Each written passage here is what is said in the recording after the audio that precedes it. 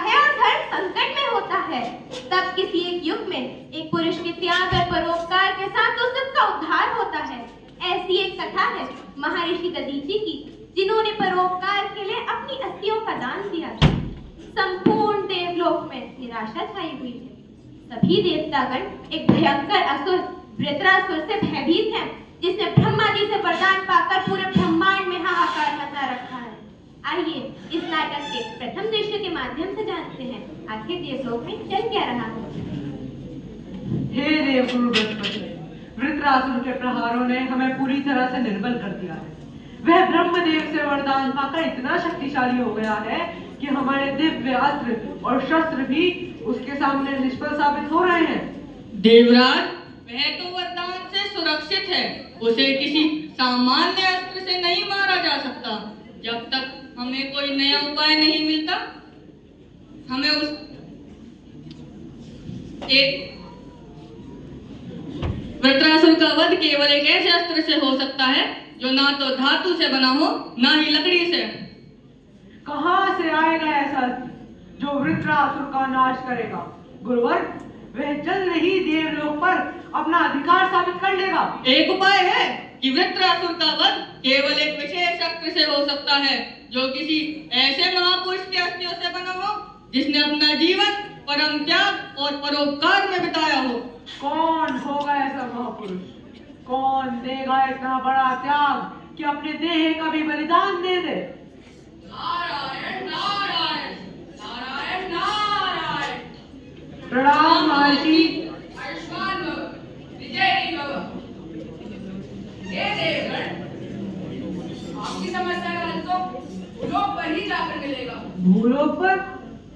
हाँ देवराज, वहाँ महर्षि दधीचि ऐसी दिव्य आत्मा है जो संसार के कल्याण के लिए इस कार्य के लिए अवश्य ही तैयार हो जाएंगे। देवराज, नारद मुनि सही कह रहे हैं। भूलोक पर महर्षि दधीचि से बढ़कर कोई परोपकारी नहीं। यदि हम उनकी अस्थियों से वह वज्र बना ले तो वृत्रासुर का अंत निश्चित है। महर्षि दधीचि, क्या हम उनसे इतना बड़ा बलिदान मांग सकते हैं?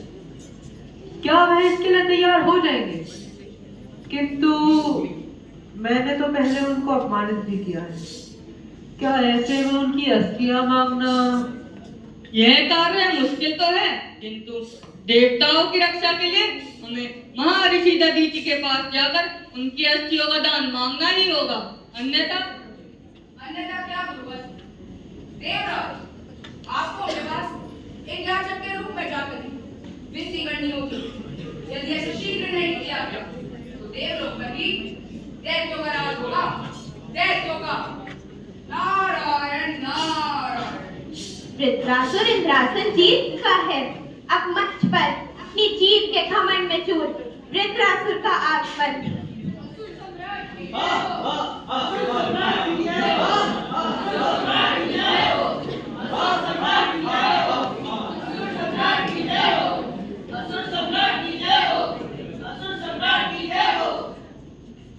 अब इस स्वर्ग पर मेरा आधिपत्य होगा।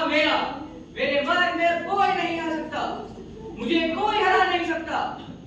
अब मैं इस इंद्रासन पर बैठकर इस देवलोक का राजा बनूंगा।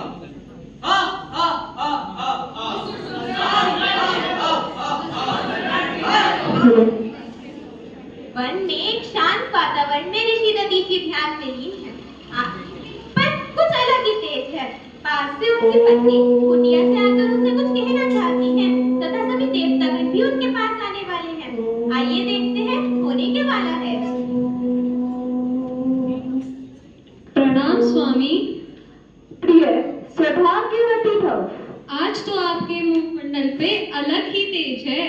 भार्या, आज मुझे कुछ ऐसा आभास हो रहा है कि आज कुछ विशेष होने वाला है। कोई संकट मेरे माध्यम से दूर होने वाला है। जी।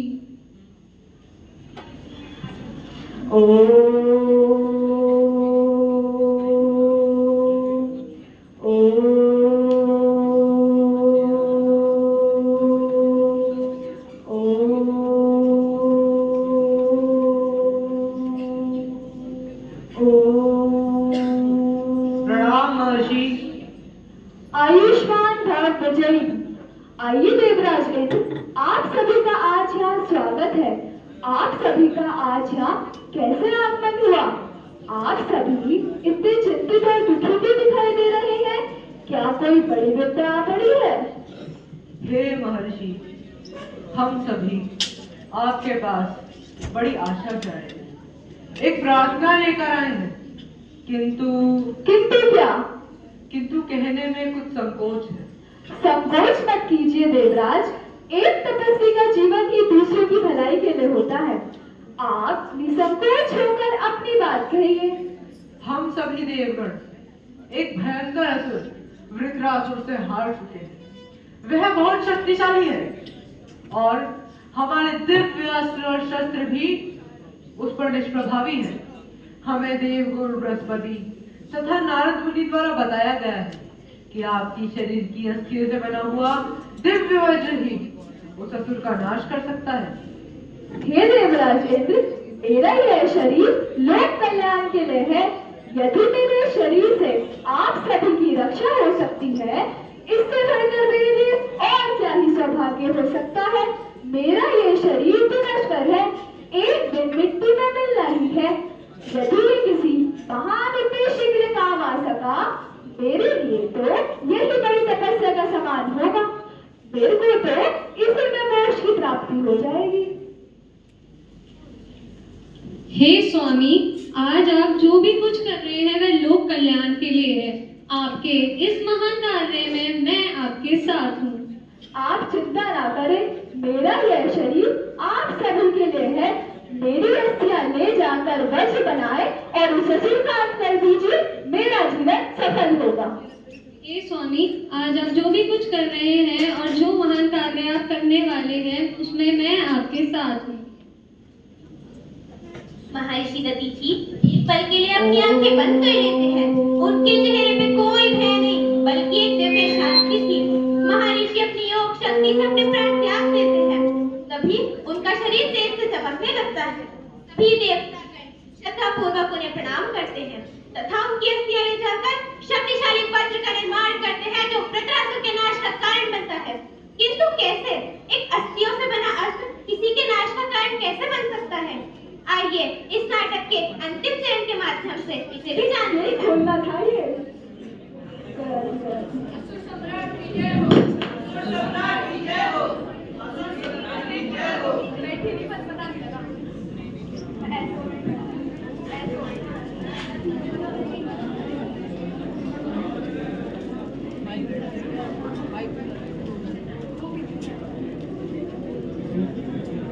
हे वृत्रासुर, कहाँ है?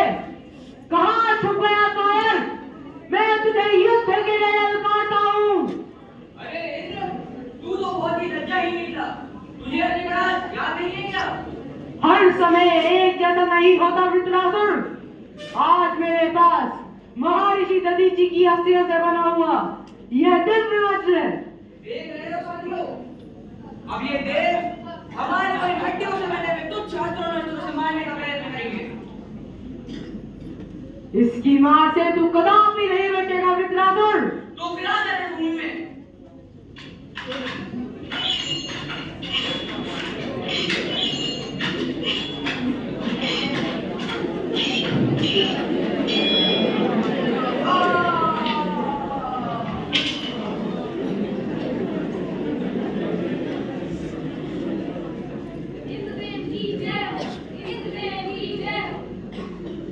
हे देवगणों, हमें हमारा स्वर्ग पुनः प्राप्त हुआ और यह संभव हो पाया है महर्षि दधीचि के त्याग और परोपकार के कारण। लाखों वर्षों में कोई एक ऐसा महर्षि आता है जिसके त्याग और परोपकार से यह भूमि, आकाश, पाताल और स्वर्ग लोग भी धन्य हो जाते हैं, उनका उद्धार हो जाता है। धन्य है महर्षि दधीचि, धन्य है, धन्य है उनका त्याग, धन्य है उनका परोपकार। हाँ देवराज, आपने बिल्कुल सही कहा। युगों युगों तक महर्षि दधीचि का नाम श्रद्धा से लिया जाएगा और उनके त्याग और परोपकार को स्मरण किया जाएगा।